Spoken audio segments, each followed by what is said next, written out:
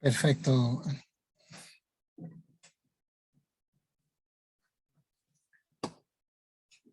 Perfecto, qué perfecto.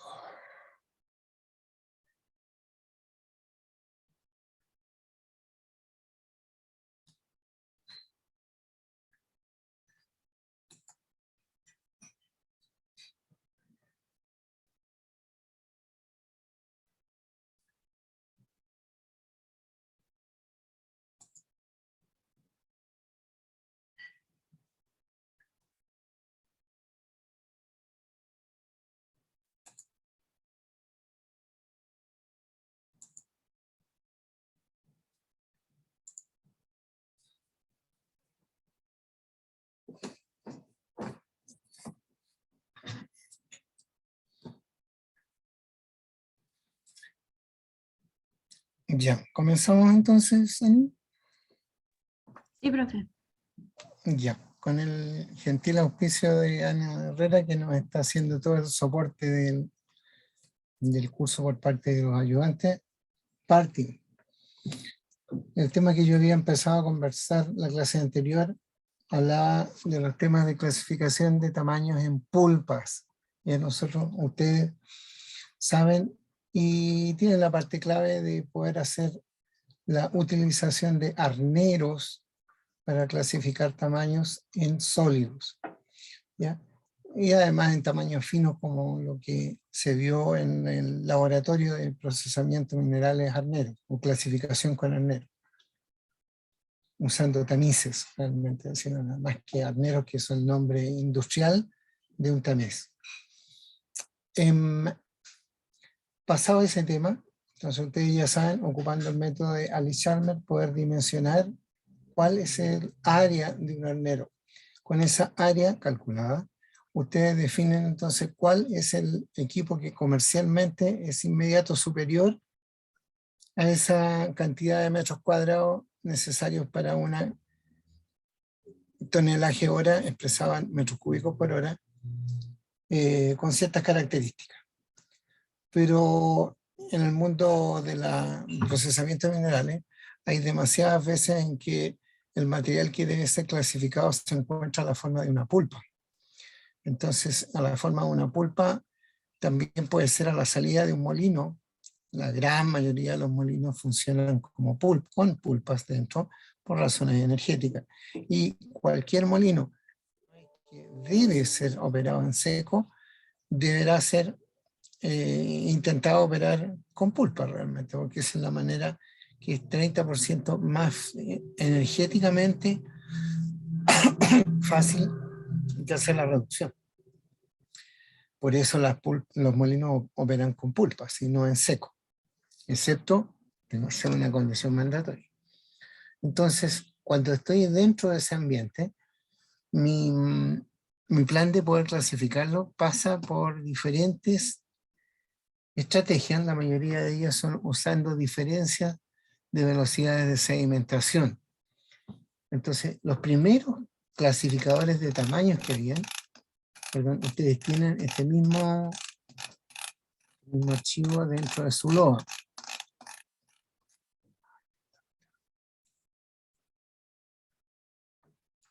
Entonces, los primeros clasificadores que habían eran clasificaciones del tipo clasificaciones hidráulicos, bajo ese nombre. Caben entonces estos dos tipos que son los que la llevan dentro de las plantas concentradoras o una planta que no tenga una capacidad mayor a, por ejemplo, 20 toneladas por hora. ¿Ya? Eso es una planta para un viejo pequeño minero cualquiera, es una planta aceptablemente grande, 20 toneladas por hora. Pero para un mediano minero o una gran minería, eso es nada. Si las plantas de la gran minería pasan de las 5.000, 6.000 toneladas por hora. Y en cambio, este compadre solamente está feliz de tratar sus 20 toneladas por hora, e incluso muchas veces menos. Entonces, ¿cómo ocupar? ¿Qué ocupar para clasificar tamaños? ¿Cómo puedo saber yo que en el molino logré el tamaño, que significa una cierta recuperación, adecuado? Entonces, las primeras formas de poderlo clasificar se llamaron clasificadores hidráulicos, y los que se llevaban el aplauso eran estos dos que están aquí. Uno de rastras, como el que se ve en primer plano ahí, y uno de espiral, como el que se ve abajo.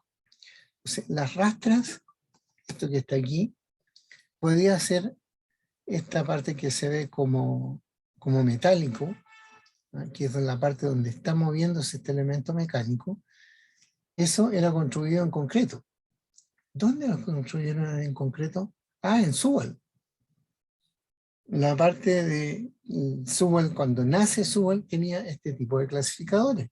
Entonces la alimentación caía aquí, en el primer tercio de la alimentación, haciendo que este equipo completo tiene una alimentación, un rebalse, que es por donde salen los finos, y una descarga o arenas, que es por donde cae este material.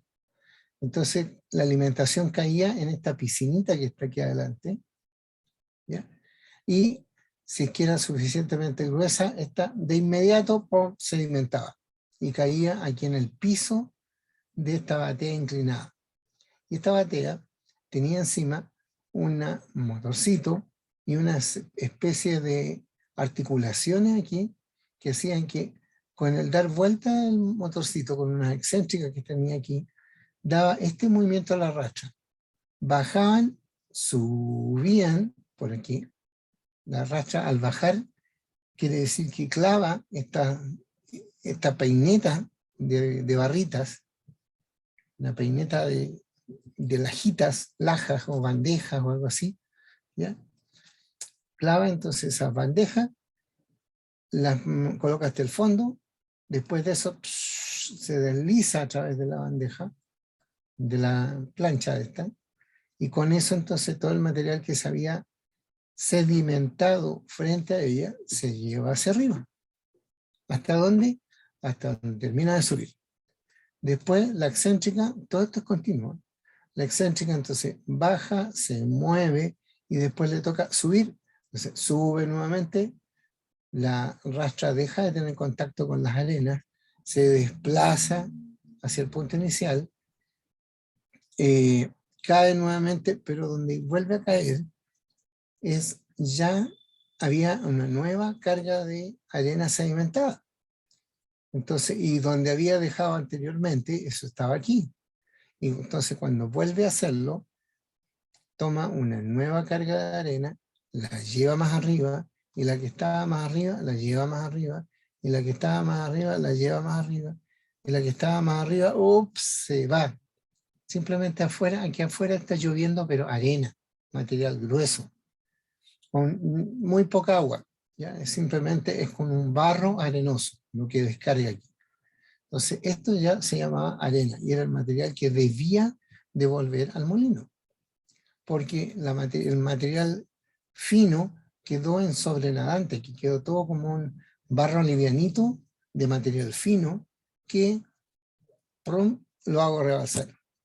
Entonces por ese lado saco el material fino, por este lado entro la alimentación y por acá saco las arenas. ¿Ya? Es donde dice drenaje, es cuando yo, decidí terminar de operar este asunto, entonces lo abro el drenaje, paro la alimentación por supuesto, paro el equipo y lo manguereo por todas partes de modo tal que salga por este tapón que está aquí abajo. ¿Ya? Estos equipos, como les contaba la vez pasada, funcionaban excelente. Realmente si uno los quería más finos, simplemente junto con la alimentación, aquí echaba más agua. Entonces al echar más agua, hacía que el material que estaba aquí arriba, a pesar de que él decía, no, pero si yo soy fino, y se mantenía flotando arriba porque no había suficiente agua. Pero si yo echo más agua, ese material que yo creía que era fino, dicen, bueno, ahora que me doy cuenta con más agua, yo puedo llegar a sedimentar. Entonces ese material que era fino, con poca agua, ahora empieza a sedimentar. Y si ya empieza a sedimentar, este compadre lo va a pescar y lo va a subir y lo va a subir hasta que lo va a botar como arena por acá arriba. Y el agua que tiene menos sólido, porque tiene más, o sea, la pulpa que tiene menos sólido, porque tiene más agua, simplemente va a rebalsar una pulpa más livianita, ahora con más fino, que va a caer aquí. Entonces ahora nuestra carga circulante va a contener una mayor cantidad de finos que van a retornar al molino. Aquí abajo entonces se colocaba una correa transportadora que la llevaba al molino. Pero con el tiempo se dieron cuenta que estos bichos ocupaban mucho espacio. ¿Ya? Deben ser, lo que había en el sur, deben ser de unos 3 por 8 metros, algo así. 3 metros de ancho por unos 8 metros de largo. Así que era una piscina grandotota, con capacidades mínimas como las que tenía Subway. Entonces salió la competencia de los rastros, salieron estos que se llamaron los espirales. Los espirales es casi el mismo concepto, pero esto está a la forma de una canal de fondo circular por la cual gira una espiral sin fin. Este que está aquí es una espiral. Entonces hay un motor que lo hace dar vuelta, dar vuelta, dar vuelta, y está siempre dando vuelta. Pero si uno llega a caer aquí, a sedimentar aquí quiero decir, si llega a sedimentar, lo pesca este tornillo y lo va subiendo, continuamente subiendo, subiendo, subiendo, porque la partícula que está aquí, en algún momento la pesca la hélice que está dando vuelta y la sube más allá y nuevamente la sube más allá. Entonces, en vez de ocupar este procedimiento que era como bomba peristáltica, así que pasa y pasa y pasa, no, esto continuamente, entonces una vez que el material empieza a sedimentar, empieza la descarga. La entrada de la alimentación no era cercana al rebalse, sino que en el primer tercio del largo del equipo. ¿Ya? Aquí donde dice entrada de alimentación, por aquí era donde cae la alimentación. También hay que echarle, aquí si la quiero más fino, más agua. Tengo toda una piscina de base circular en la parte de abajo, ya como una canal en la parte de abajo, sobre la cual entonces el material se mantiene revuelto, no con excesiva violencia, pero se mantiene en agitación, tal que las partículas que se mantienen agitadas, tanta pulpa llega que forma un cierto nivel que corresponde al nivel de rebalse. Entonces las partículas van a, por aquí, rebalsar. Y las partículas que son más gruesas fueron sedimentando. Y conforme sedimentaron, empezaron a buscar un nuevo perfil abajo de sedimentación y las partículas empezaron a ser llevadas hacia arriba. Así que tras una media hora o 3/4 de hora de operación estándar de este bicho, yo voy a estar sacando una cantidad también constante por la descarga. Tanto entró, tanto rebalsó, como tanto cayó por la descarga. Clasificadores hidráulicos. Nuevamente, bueno, eso es lo mismo que estaba ahí arriba. La pulpa cae arriba, se adiciona agua y tengo entonces distintas zonas de sedimentación y transporte. Ahí está la explicación de ese cuento. Pero esto eran lo que había, como les cuento, hasta 1960, abundantes. También en los 60 los molinos no eran gigantes de grande, ¿ya? Un molino a la era de los 60 debe haber sido ya grande con de 14 pies de diámetro. Hoy día es un molino absolutamente modesto, por así decirlo, comparado con molinos de bolas que son gigantescos, como los que me gustaría que ustedes hubieran visto en su formulario de Bond, que hay una parte de los FL Smith que aparecen en todos los equipos que ellos venden, y ustedes echen una mirada entonces a los tamaños de esos molinos, porque son así de grandes. Y obviamente conocerlo previamente en literatura los va a hacer desear conocerlos en serio cuando estén en la planta. Oye, busquen práctica, muy importante ese tema. Pero pasados los 60, de repente alguien empezó a usar un tipo de clasificador que había sido inventado y patentado Por un viejo que, ¿saben qué es lo que hacía? Tenía una heladería. El que inventó los ciclones y los patentó comercialmente como un purificador de agua, porque él tomaba agua del río Támesis, la pasaba por este aparatito, le inyectaba a presión en algo parecido a esto que está aquí, ¿ya? Entonces entraba por la alimentación formando un torbellino, y habían dos vórtices dentro de ese torbellino del ciclón, al interior del ciclón. Uno que giraba pegado a las paredes del ciclón, que era el que se llevaba a los gruesos, sacaban por acá abajo, y otro torbellino que era concéntrico al anterior, pero que era un torbellino ascendente, que subía y se llevaba todas las partículas finas. Por lo tanto, por aquí arriba, donde dice overflow, salían todas las partículas finas y la gran o la mayoría del agua que había entrado por aquí. Así que esto es la pulpa. Entonces entra pulpa, sale pulpa con poco agua y sale pulpa con harta agua, aquí arriba. Entonces él lo ocupó y lo patentó para hacer la limpieza del agua que él tomaba del río y lo transformaba en barras de hielo. Él vendía hielo. ¿Cuándo pasaba eso? En 1879. En 1879 Chile está entretenido en otra cosa. Pero en este caballero, en Reino Unido, en Gran Bretaña, él se dedicaba a patentar este aparato. Entonces define, oiga, esto que voy a llamar entonces un hidrociclón o un ciclón, va a contar de una parte de una entrada de alimentación tangencial, que voy a llamar el inlet, que va a entrar tangencialmente a un área cilíndrica, que va a desarrollar al interior de eso un vórtice, tal que los gruesos van a formar un vórtice descendente y se van a ir por las paredes internas del ciclón y van a salir por abajo, en una zona que él va a llamar el apex. El apex, o descarga, o en gringo underflow, es el que se va a llevar los gruesos.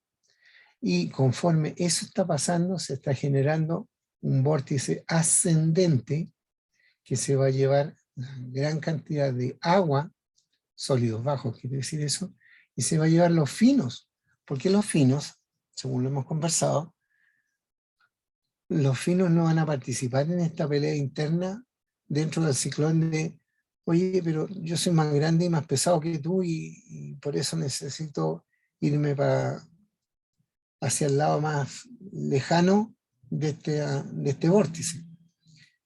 Entonces los gruesos empiezan a buscar las paredes y en ese plan van desplazando hacia los medianos o los finos más hacia el centro. Tal que los finos simplemente de repente se encuentran que son ellos los que están enfrentando al vórtice ascendente y como ellos son finos, no tienen masa para pelear contra esa corriente ascendente y simplemente dicen, ya, sigamos la corriente y nos vamos entonces si el flujo va para arriba, nosotros también. Entonces, en la zona que se llama aquí parte cilíndrica, que también se llama zona de clasificación, es donde la zona de clasificación es donde se produce la separación de gruesos, que se van a ir por el lado, medios, que se van a ir por el centro, y finos, que se van a tender a ir por el centro. Pero en ese momento, cuando están por el centro, los toma una corriente ascendente y chups, los lleva, los mete al vórtice y el vórtice termina en el overflow del ciclón. Entonces quiero que miren y recuerden esos nombres. Inlet se llama la tubería que entra tangencialmente al ciclón. Donde dice feed o alimentación es el inlet. El vórtex es una tubería que entra centrada en este eje imaginario del ciclón y es la encargada de capturar el vórtice ascendente y también los finos y sacarlos del ciclón por la parte de finos. En la parte cilíndrica se realiza la clasificación entre gruesos, medios y finos. ¿Por qué esfuerzo? Básicamente por una pelea entre fuerzas centrífugas, gravitacionales y fuerzas de todo tipo que son abiertamente tridimensionales. Después de esta parte de clasificación viene la parte del transporte hacia afuera del ciclón. Eso está en la parte cónica del ciclón. La zona de extracción de gruesos está en esta parte cónica del ciclón. Y bajarán entonces de modo tal hasta llegar a esta parte final, esta parte que está aquí, que se va a llamar el apex, ¿ah? O DU, que quiere decir diámetro de underflow, ese. Y de esa manera entonces continuamente va a estar pasando todo eso. Aquí al lado está la muy buena idea que tuvo un ingeniero de decir, oye, pero ¿dónde ocurría la clasificación? La clasificación ocurre en la sección cilíndrica del ciclón. Y la otra parte, bueno, la otra parte se ocupa para mejorar la salida del material. Esto tiene que ver con el transporte. Ya. ¿Y qué pasa en la parte cilíndrica? Ah, ahí pasa la clasificación. ¿Y por qué no hacemos ciclones con más parte de clasificación? Entonces, en ese tiempo, tal como se cuenta aquí, los cicloncitos eran apernados, eran partes que yo iba uniendo. Entonces, aquí alguien dijo, oye, coloquémosle dos partes de clasificación. Entonces, una parte está aquí está la segunda parte de clasificación, porque son cilíndricas, y finalmente coloco una tercera y última parte que va a ser de evacuación, ¿ya? Cilíndrica. Entonces, dada esa realidad, alguien pensó y dijo, oye, ¿y si estiramos la parte de clasificación hasta el final? ¿Ya? Y le damos la posibilidad a que todas las partículas logren clasificarse y llevar realmente los gruesos a la orilla y los finos en el centro, para que los finos sean llevados por la corriente ascendente hacia arriba. Eso llegó a un nombre que se llama ciclón de fondo plano. Un ciclón de fondo plano hace una muy buena clasificación del material porque le da mucho tiempo para que se clasifique y simplemente por abajo deberán salir los realmente gruesos y por acá arriba los realmente finos. Eso en la realidad sí funciona, pero tengo un pequeño detalle, que hoy día es un detalle importante. Para que esto funcione bien, necesito alta presión, porque la presión es la fuerza de separación. Si yo meto la pulpa con baja presión, la capacidad de formar este ciclón es baja. Tengo que meter la pulpa con alta presión porque esa es alta energía y esa alta energía la estoy gastando en la buena clasificación. Entonces necesito bombas de alta presión para poder mandar alta pulpa y a alta presión.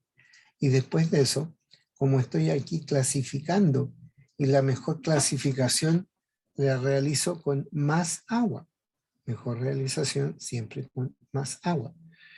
Entonces, los ciclones de fondo plano necesitaban tener bombas de alta presión y además harta agua. Entonces, desde hace bastantes años, el área minera, no solo de Chile, sino que de todo el mundo, ha sido bastante mal mirada por la cantidad de agua y recursos acuíferos que ella ocupa. Entonces, producto de eso, estos ciclones que deberían operarse en el rango de menor que 40% de sólido, 40% de sólido, en la realidad se están operando con 58, 62% de sólido, muy alto sólido. Por lo tanto, al entrar con un sólido tan malo, estoy invalidando un procedimiento que debiera ser bueno porque lo estoy matando por un sólido muy alto, malo. Entonces, el problema importante dentro del área minera es poder contar con la cantidad de agua necesaria. Y lamentablemente no la tenemos. Aquí al lado, una empresa que se llama la Krebs, con K. La Krebs dijo, mire, realmente si usted quiere tener un ciclón ideal, ese ciclón tiene que tener algunas ciertas condiciones que son básicamente relacionadas con el diámetro del ciclón. DC, el diámetro del ciclón.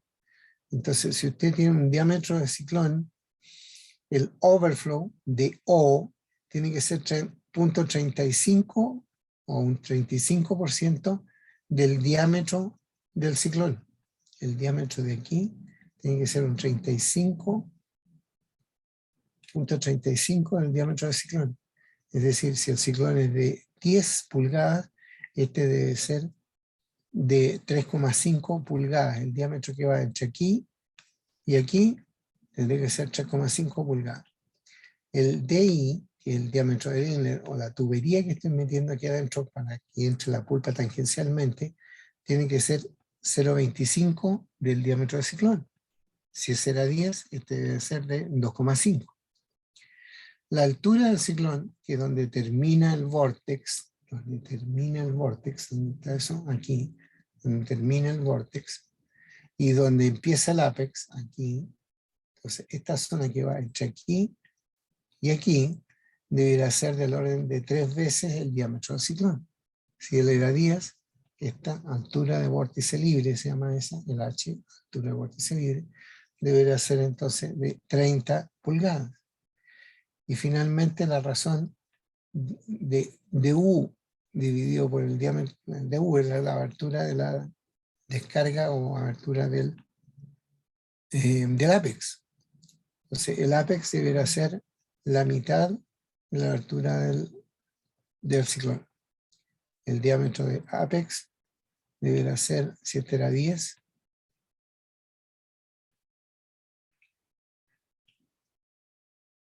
deberá ser la mitad. Entonces, como les contaba, esto es lo que se sabe en lo que es hardware de ciclones. Esto siempre se van a ocupar esos mismos nombres. Hay un apex, un vortex, un inlet, ¿ya? Un diámetro de ciclón. Todos estos nombres siempre los van a estar encontrando en la literatura y en la planta. Pero después estaba la idea de decir, oye, ¿cómo manejo el ciclón para que entregue el material que yo quiero?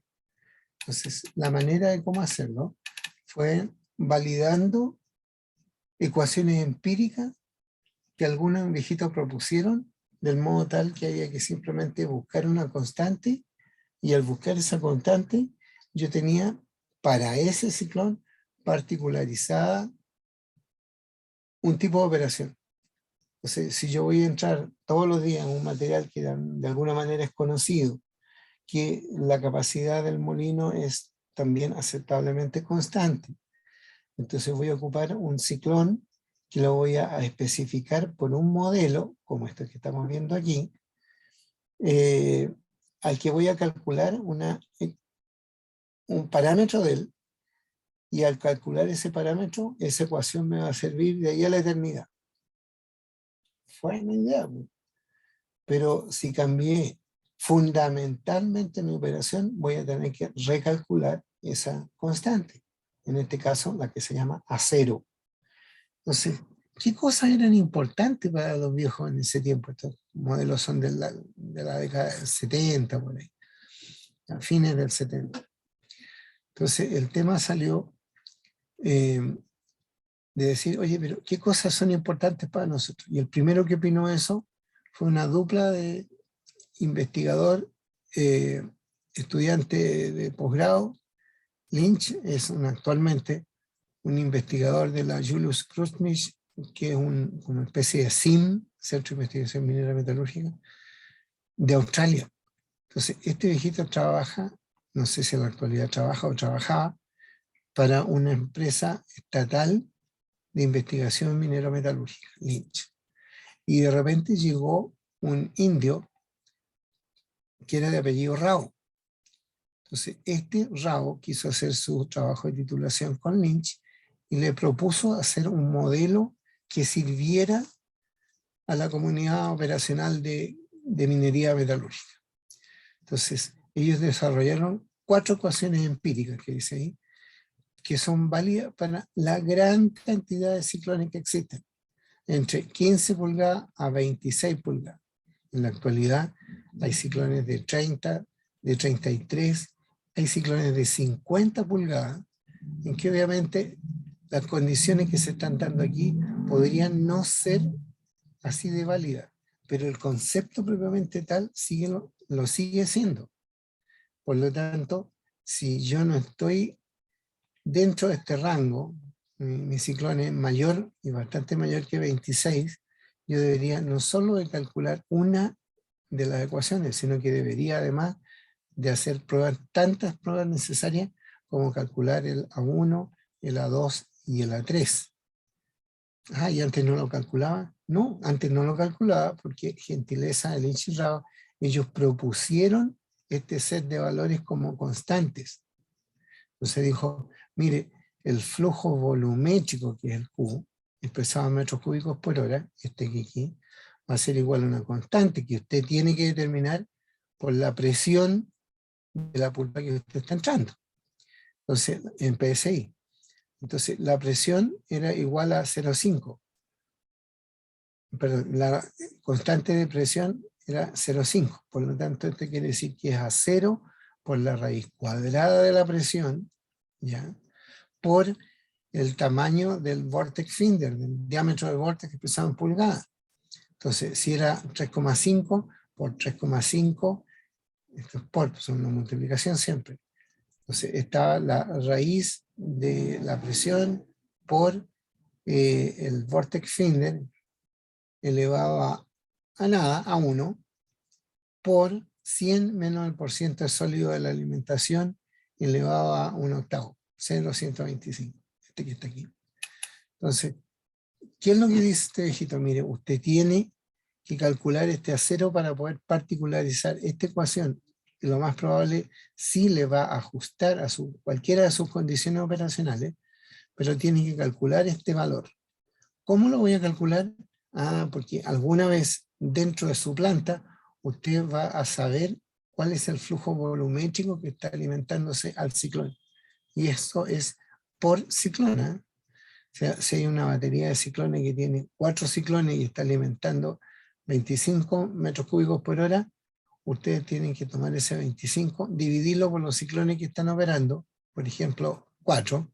Entonces aquí va a ser 100 dividido por 4, porque es por ciclón, va a ser igual a 0, que tengo que calcular, por la presión que tenía en ese momento, supongamos que sean 12, 14 PSI elevado a 0,5, más el diámetro del vortex finder, el vortex en la parte de arriba, elevado a 1 por 100 menos el porcentaje sólido de alimentación, que voy a suponer que esto podría ser un 48%, un 50%.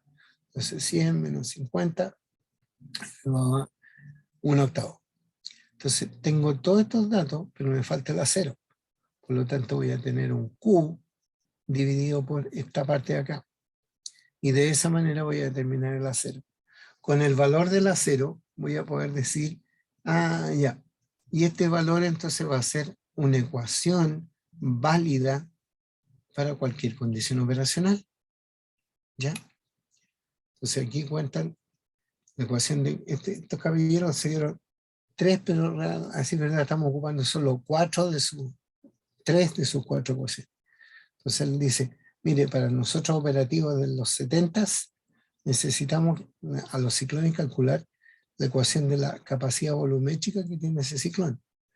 También necesitamos la distribución del agua en ese ciclón, porque acuérdense que al ciclón entra agua, pero también sale agua como pulpa en el vórtex y sale agua como pulpa en el underflow. Por lo tanto, yo quiero saber cómo se repartió el agua, del agua que entró, qué porcentaje se fue hacia arriba con los finos y qué porcentaje del agua se fue hacia abajo con los gruesos. Entonces aquí tengo una nueva ecuación.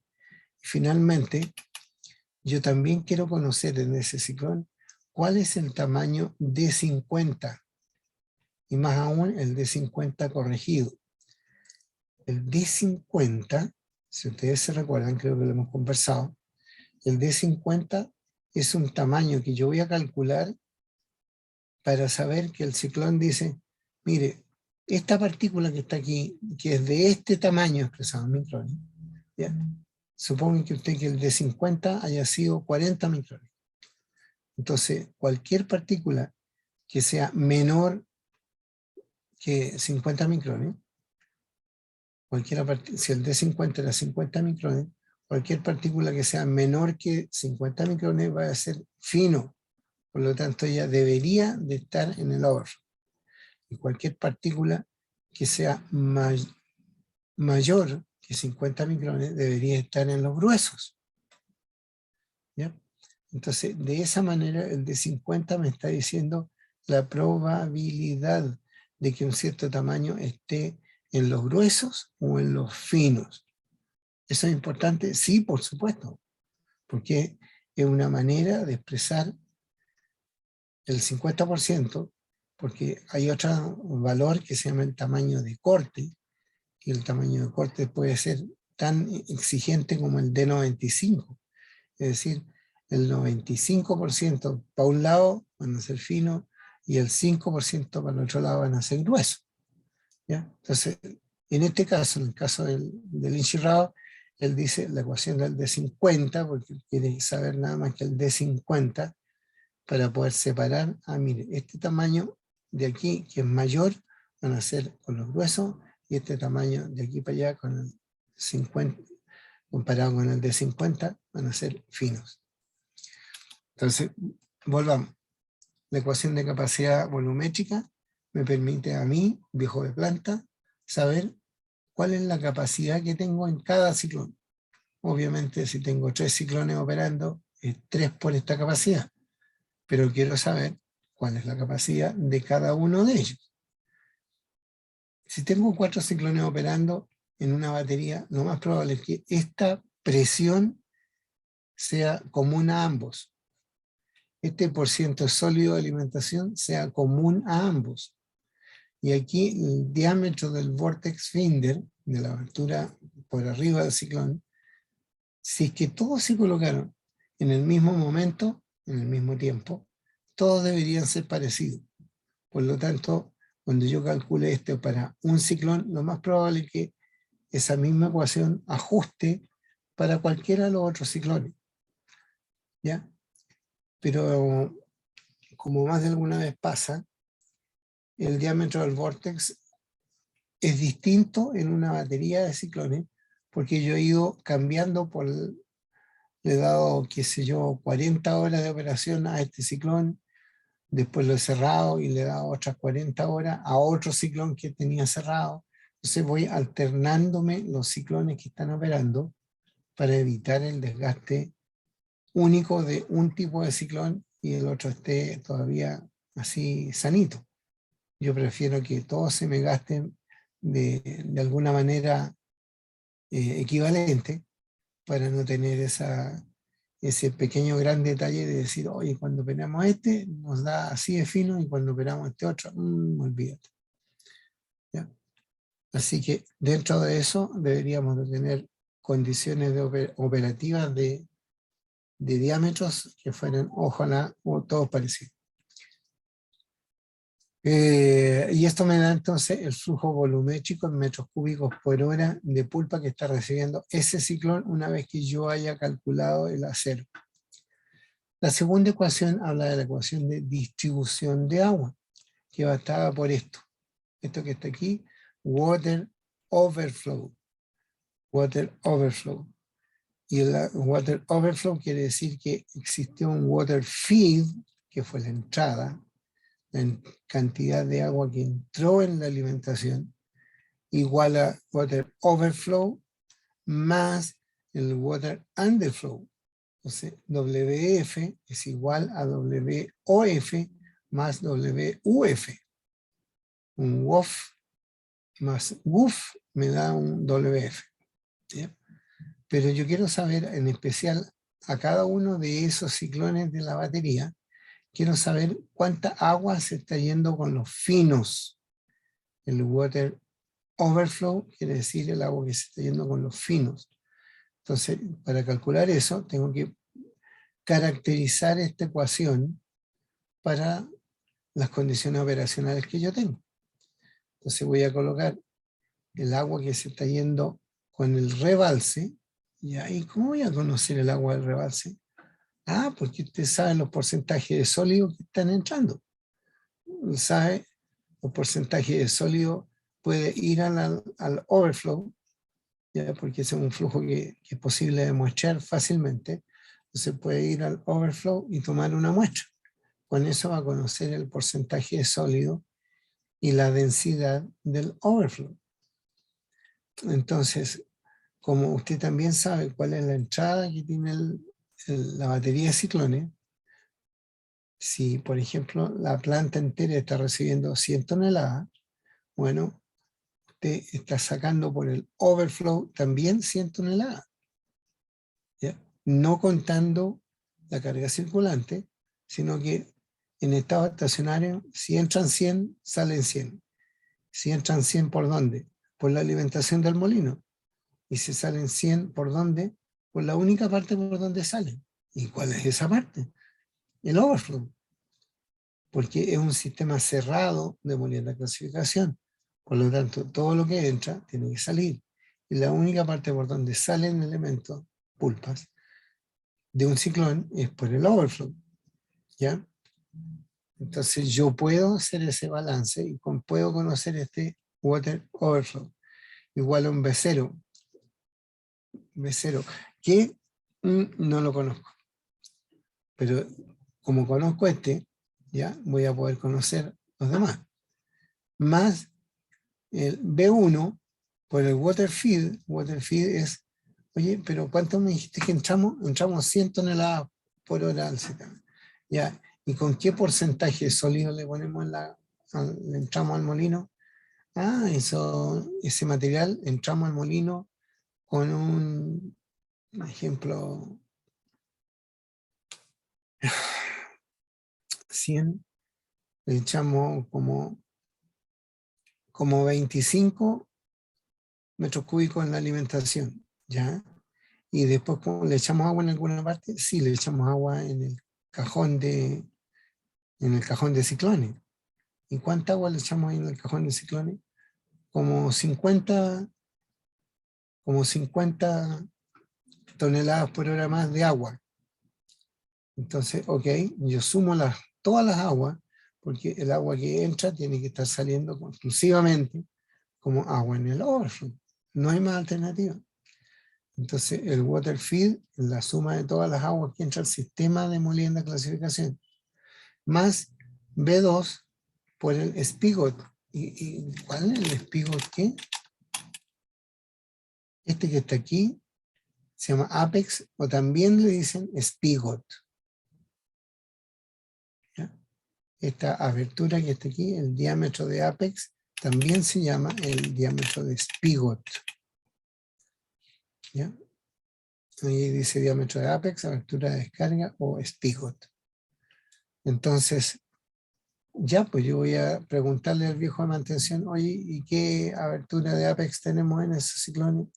Ah, tenemos aquí, qué sé yo, 3, 4 pulgadas. Ya se va a hacer un valor. Entonces, ¿qué me dicen? El chirrao me dicen, bueno, usted, lo mejor sería que tomara muestra, de modo tal de poder calcular B0, B1 y B2, ¿ya? Porque esta forma de calcular que el WOF es igual a una constante más otra constante por el tamaño, por la cantidad de agua que entró en la alimentación, más otra constante por el diámetro de los apex, esa forma es válida, dijo, entonces no la pierda. Si usted puede recalcular beta 0, beta 1 y beta 2, bienvenido. Pero si no lo puede hacer o no lo quiere hacer, yo le sugiero ocupar a B1 como 1,1, seguido voy a colocar 1,1, y a B2 use el valor menos 10. Entonces aquí voy a colocar menos 10 veces el spigot. Y con eso entonces yo voy a buscar water overflow, voy a preguntarlo, y voy a poder despejar el beta 0. Y una vez que lo despeje, lo voy a reincorporar aquí a esta ecuación, de modo tal de tener esta ecuación entonces totalmente completa y poder entonces operar esta ecuación según las cosas se estén dando y poder saber cuánta agua se está yendo al overflow. ¿Ya? Aquí están la descripción de los componentes que tiene esa ecuación. Y finalmente, la última, es la ecuación del tamaño del corte corregido. La ecuación del tamaño del corte corregido, el D50, el corregido después tengo que explicárselo a ustedes, pero vamos a ver qué hacemos hoy día. La ecuación del D50 corregido me dice, bueno, la posibilidad, esta ecuación está escrita en la forma de un logaritmo, pero se puede escribir también como logaritmo, perdón, esto está, el logaritmo se lee como está ahí, pero si a mí me molesta leer el logaritmo, tengo que sacar el logaritmo. Y eso sería entonces el D50 corregida es igual a C0 por C1 es positivo, por C1 por BF más C3 por P, cierro paréntesis, dividido por, que está negativo aquí, por C2, el spigot, el apex, C2 por apex, más C4 negativo, más C4 por el water overflow. Ahí ocupé la idea que si tengo un negativo, al quitar el logaritmo quiere decir que se está dividiendo. Si ustedes lo quieren ocupar así como está, no hay problema, pero no se olviden de que aquí al otro lado van a haber calculado el logaritmo natural del tamaño de corte corregido. Entonces, ¿cómo lo hago yo? Tengo todos estos datos, despejo C0, y voy a poder entonces reescribir esta ecuación particularizada a mis condiciones operacionales. Y eso es súper importante porque este de aquí me va a decir la cantidad de finos y gruesos que estoy sacando del ciclón. Y me va a decir, oiga, ¿y qué impacta realmente eso? Por ejemplo, una de las cosas que siempre conversamos es que uno puede controlar la separación del ciclón a través de la razón de U de O. El de U, acuérdense que era el diámetro de underflow, la salida para abajo, dividido por el de O, que es el diámetro del overflow, el overflow es por arriba. Entonces la razón de U de O me dice cuál es la cantidad de materiales expresados en micrones, a la cual yo puedo decir, mire, mayor que esta son gruesos, menores que esta son finos. ¿Ya? Entonces puedo jugar con obtener un cierto valor de 50 según las aberturas que tiene el vortex, según la cantidad de abertura que tiene el apex, según la presión que tiene el ciclón y según la cantidad de agua que está saliendo por el overflow. ¿Y cuál era la cantidad de agua que está saliendo por el overflow? No sé, pero esa es directamente proporcional, porque este es positivo y este es positivo, directamente proporcional a la cantidad de agua que usted está entrando. Mientras más agua está entrando, más agua está saliendo por el overflow. ¿De acuerdo? Sí, de acuerdo. ¿Ya? Mientras más grande es arriba, más agua está saliendo por arriba. Perdón, mientras más grande, acuérdense que este es negativo.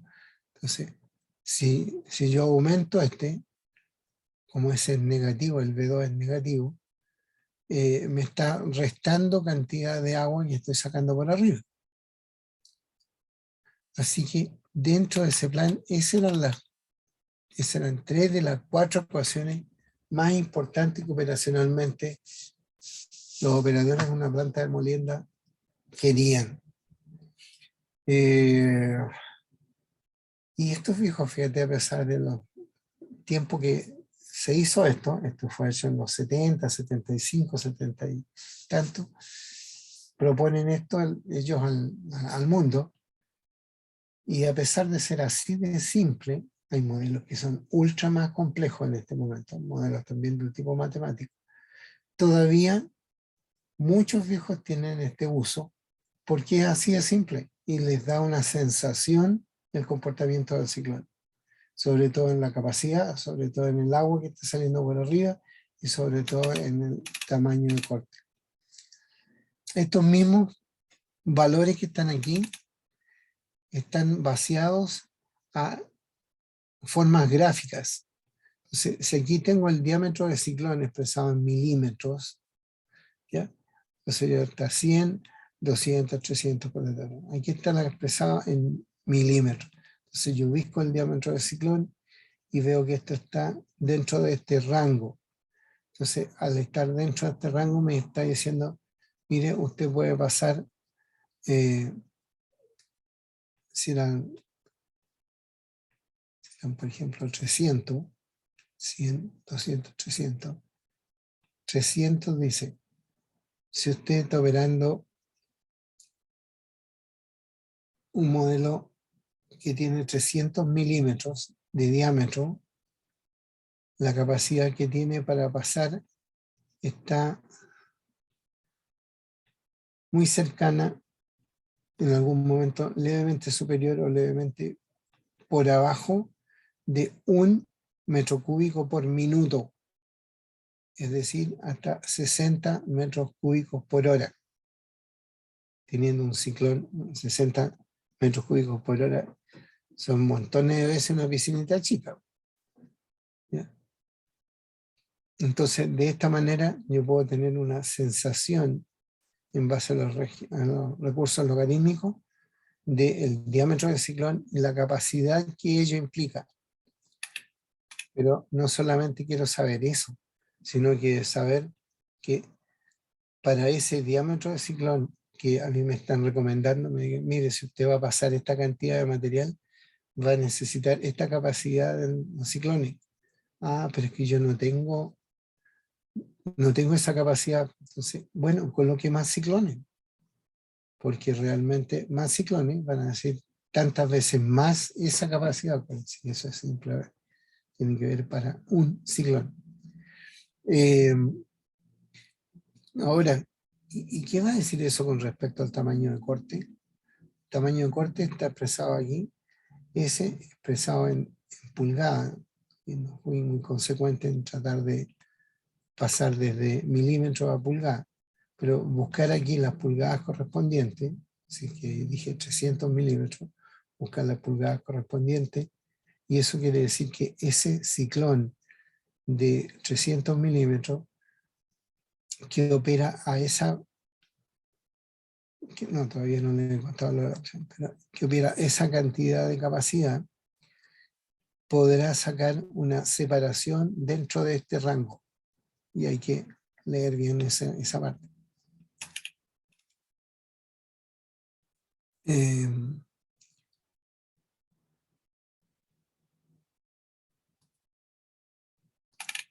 ¿Va? Aquí este de abajo debería haber sido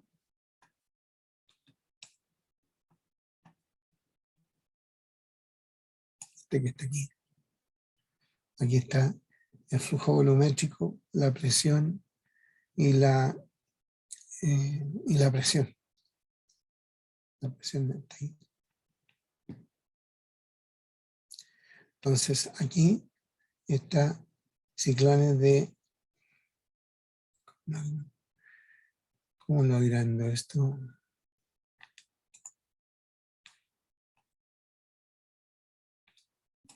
Ahí, profe. Ahí sí. Ahí está. Ahí sí se ve bien. Perfecto. Entonces aquí dice, mire, yo soy un ciclón de 30, gigante, 26 pulgadas, 20, 15, 10, estos ya son ciclones más de plantas chiquititas, o hartos ciclones de plantas medianitas. Entonces voy a buscar el diámetro de ciclón, voy a buscar, ya me perdí, ¿no? Los PSI del caso, Y eso me podría entonces decir, mire, si usted tiene este tipo de ciclón, operándolo con esta cantidad de galones por minuto,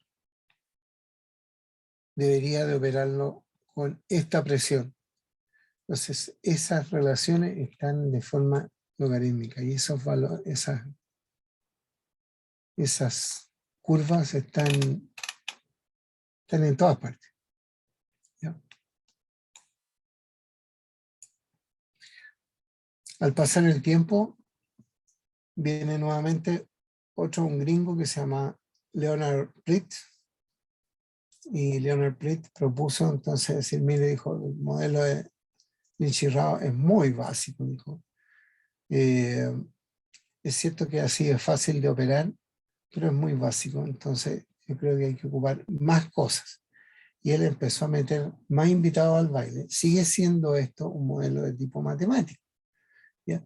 Yo quiero saber cuál es el comportamiento de 50 al ser multiplicado por una constante, que igual que en Nichirao, usted tiene que calcular por el diámetro del ciclón, ¿ya? Porque aquí dice diámetro interno del ciclón medido en la parte inferior del ópex, en pulgadas.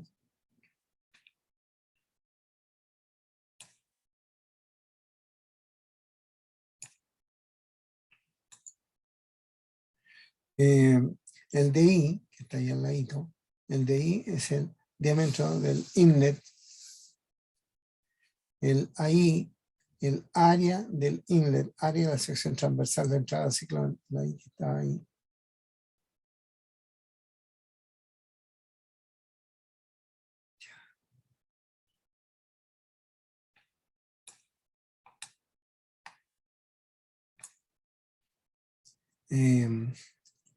El SBI, por ciento volumétrico de sólido. Acuérdense que nosotros usualmente ocupamos el porcentaje en peso de sólido.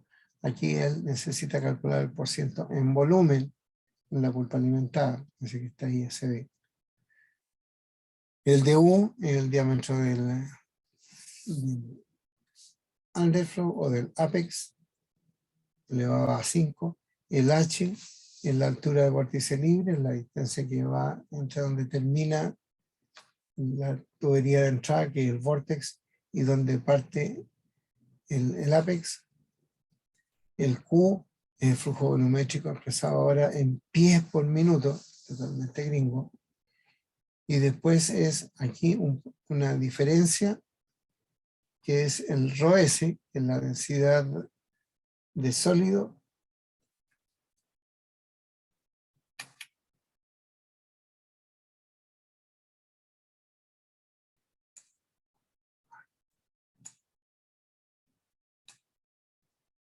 Sólido y líquido, profe.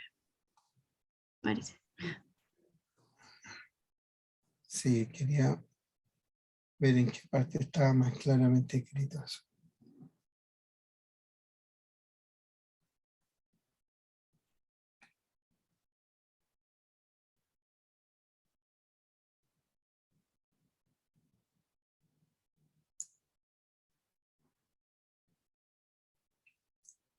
Sí, no. Que sea un ρ parece en vez de un no sé qué otra cosa. ρS y ρg. ρS por densidad de sólido y ρg por densidad de líquido.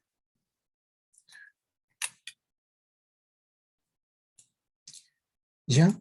Entonces, al igual que nuestro amigo Nichirao, él propone, dice, mire, yo le recomendaría que usted haga 700.000 pruebas y después ajusten la 0 a 1 a 2 hasta la 8,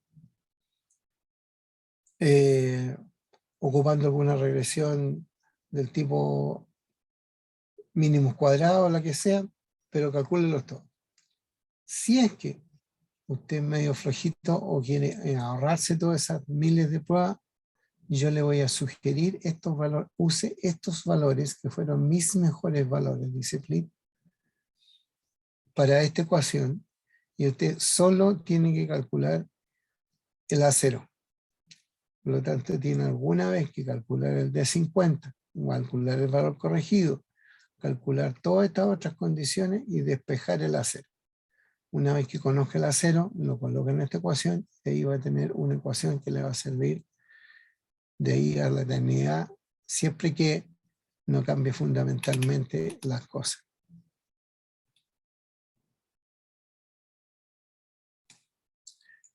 Entonces, split no solo entrega ese valor del tamaño corregido, sino que él también quiere saber la distribución de caudales volumétricos de rebalse y descarga. Eso se llama el split.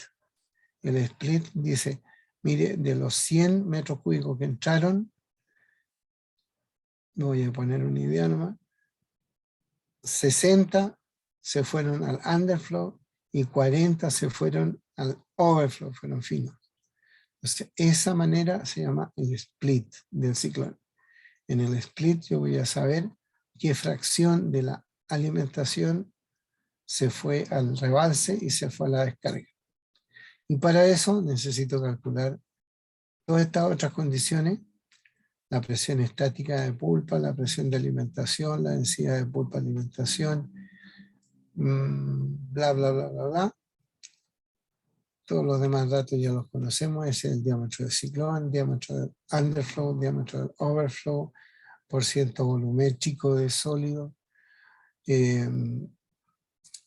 altura de vórtice libre, razón de U de O. Entonces, todos esos valores tengo que calcularlos, ocupar estas condiciones, todas estas posibles factores y despejar entonces el B0 para, dado un S, de ahí en adelante tengo una ecuación que me sirva para estimar la distribución.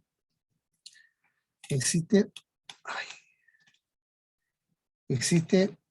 otra ecuación que se llama el parámetro M, que lo tiene exclusivamente Split, que habla de la fineza de separación. En general, la fineza de separación quiere decir, oye, pero ok, yo he definido que este es mi valor de 50. ¿Cuán paradita está la curva para poder definir que los que están a la derecha son los gruesos y los que están a la izquierda son los finos? ¿Ya? Entonces, este valor de M me permite tener ese valor. Mientras más alto es el M, quiere decir que la clasificación está más clara, es mejor. ¿Ya? Entonces, déjenme explicarle eso. Bueno, las demás ecuaciones, quiero que ustedes las busquen, las lean, pero básicamente, voy a seguir hablando del M, pero básicamente Split tiene un modelo mejorado, pero conceptualmente igual al del enchirrado, en la que hay que buscar ecuaciones, particularizar esa ecuación, esa ecuación en base a calcular al menos uno de los parámetros que están aquí que contar.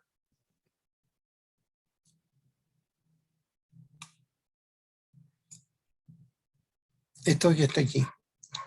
Si este es el valor de D50 real y este es el valor del D50 corregido, el M es la pendiente que está aquí.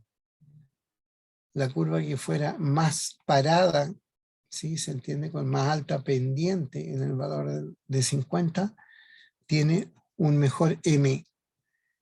¿Y eso qué quiere decir tener un mejor M? Un mejor M quiere decir que realmente tú estás clasificando más claramente, más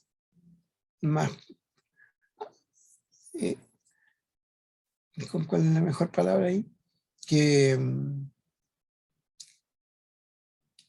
no separaste al azar nomás de decir, no, para allá son los gruesos, para acá son los finos, sino que claramente pasado pocos micrones hacia la derecha, ya no, esos son abiertamente gruesos, y un pocos micrones hacia el otro lado, son ahí realmente los finos. ¿No? Si yo pudiera trazar una curva, ya, pero ¿me entiendes la idea de que si yo trazo una recta aquí en este punto y calculo el M de esa pendiente, que es la pendiente de esa recta, mientras más aguda, más parada sea esa curva, voy a tener más claro la idea de decir, oye, para acá son los gruesos y para acá son los finos. Sí, profe, sí se entiende. Ya, excelente.